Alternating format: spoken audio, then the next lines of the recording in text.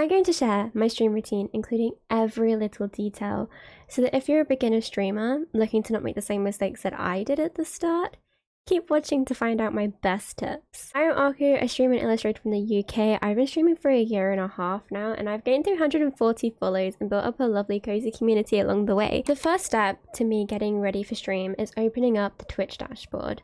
I like to change my stream title before I do anything else, because otherwise I 10 out of 10 forget to do this. I then open up the Logi Capture app, which is really useful because if you use a Logitech webcam, like I do, even with an older model, I used to use the C920, and this worked well with this as well.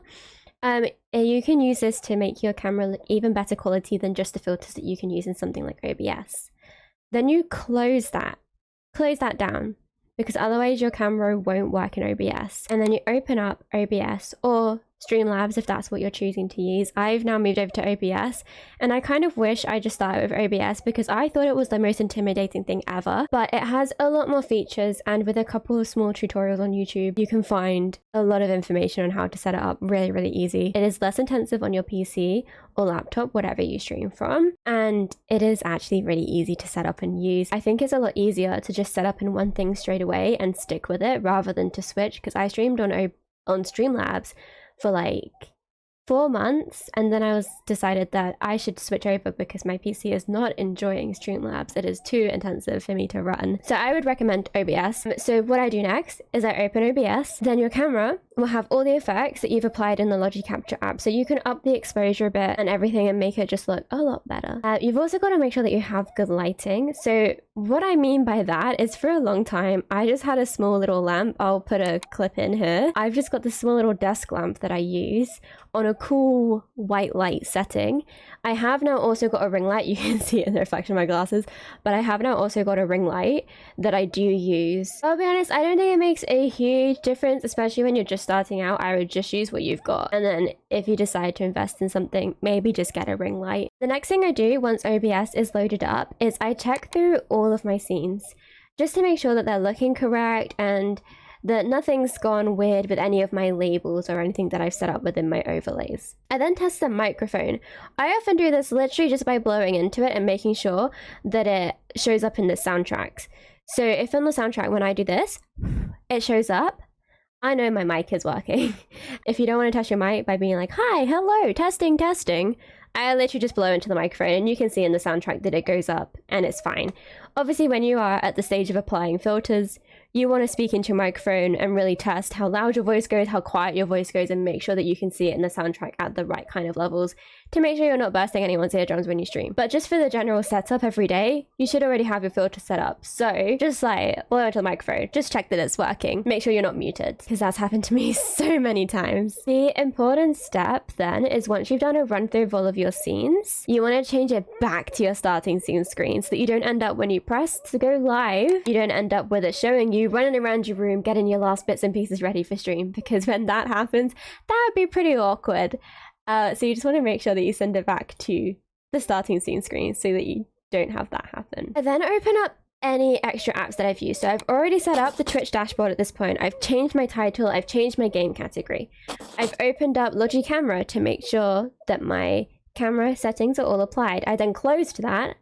I opened up OBS and checked through all my scenes. Now is any extras. So for me, this would include opening up Mixup, which is how I use all of my commands. But Mixup is usually what I use, and I have all my commands on there and all my welcome messages for viewers. So some viewers have a custom welcome message. So when they send their first message in chat, they have a welcome message that pops up. And depending on what the stream is, there might be more things for me to open. For example, right now, I've been streaming a 100 days challenge on Stardew with crowd control. So for this, I actually have a lot of extras to open. So some examples of what you might be using that you need to set up before you start streaming, before you press go live, is that I would need to open up the crowd control app and make sure that the session is set up and make sure that the extension is enabled through Twitch.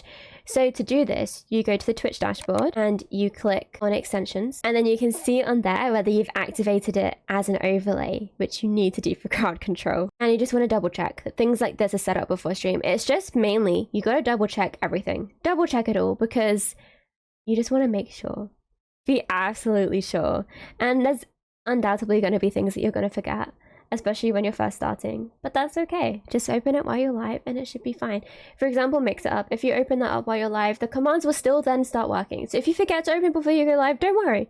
It's okay. Just open it up while you're live. It's just a lot easier to get it done beforehand so that you don't have to stress. But with my 100-day challenge, I have a death counter that I use. I'm actually using it as a day counter to count how many days into the challenge I am. But I've also used this for streams like Cult of the Lamb in the past, where I would count how many deaths that I've had. And you can use this for many things. And again, I just watched a very quick, simple YouTube tutorial to set this up. It's a very useful app, but this is something else I have to open up before stream. Because I'm streaming Stardew Valley, and everyone who knows Stardew Valley, you know, the wiki is your best friend. I open that up, and I always have it open next to me, just in case I need to look up something. I also have a Google spreadsheet that I use for keeping track of what I've done towards the community center. So I open that up as well so that I can keep track of that while I'm live and just do a quick little check on things that I donate. So I think that's everything that I open up before I go live.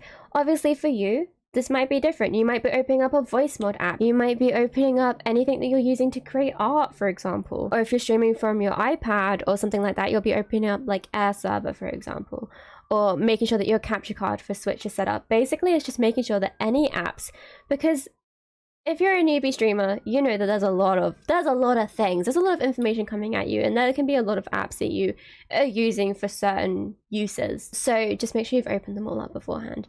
Everything's logged in that way, everything is open and working, and you don't need to worry about it. The absolute last step that I do before I go live is I open up Spotify and I put on the music that I want to be playing during my starting soon. Otherwise, it's just completely silent for the viewers, and that's a bit boring. So I use Spotify, and I have a mix by Slowfi, which will always be DMCA free music. I'll put up their little logo here, and there'll be a link in the description to Slowfi. I would recommend using them because it's all kind of game soundtracks turned lo-fi. Whatever you're using, just make sure that it is DMCA free, because you don't want to get a copyright strike on Twitch. Make sure that's playing and that you've checked the volume in your soundtrack. Again, make sure that that is coming through and that it's not too loud. You don't want it to be blasting everyone's eardrums out.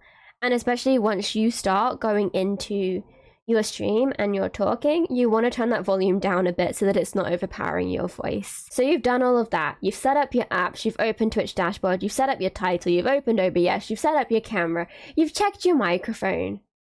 It's time to press start streaming. It's time to go live. So once you press go live, once you've done that, I normally put on the ads for 3 minutes. I run 3 minutes of ads at the start because this turns off the pre-rolls for an hour. I think it's an hour anyway. But it turns off the pre-rolls for viewers that are coming into your stream. And this means that they won't miss things when they come in. And because it turns them off for an hour, it doesn't just affect people coming in for the first time. And when you're running ads, as soon as you've gone live, you're on the starting soon screen. So nobody is missing anything interesting. So it's a win-win. Once I've done the ads, I have a little ritual that I do before I come into the stream. I then run downstairs, I put the kettle on. I make myself a coffee, I get myself a glass of water, and I run back upstairs. Well, probably not run because I don't want to spill my beverages. But also I make sure that I send out a Discord link to everybody. I send out a Discord notification saying that I'm live with a little, basically I copy and paste my Twitch title into there and I say I'm going live now, and I put a little emote, and then I put my link, my Twitch link, and I copy and paste that into Twitter as well. And now that Threads is out, I copy and paste that into Threads, and I post that I go live in there as well. And then I normally take a little selfie. I take a little selfie with my microphone in shot with my headphones on, and I put it on my Instagram story, and I say I'm going live, and if I'm playing Stardew, I'd be like, I'm going live for some farming fun, I'm going live, we're playing Stardew, whatever. Something along the lines that gives them a little insight into what you're going to be doing. And then again, put the link so people can click it. And then you've posted your go lives, you've got your drinks ready for streaming, and one last check making sure that I've got all my lights set up. But that's pretty much it. Once I've come back, I also pee before you start streaming. Just go to the toilet before you start streaming, because otherwise you'll get into stream and you'll be like, huh, I need to do a BRB screen. So just pee before, and then when I come back, I basically just deep breath, prep yourself, and go live. Go into the stream, go into your just chatting, and welcome people to your chat. what I do when I first go live is I run up to the back of I scroll up to the start of chat, and then I go through everything and I go from the start. Thank people for coming in and all of that stuff, all that good stuff. But I really hope that this helps.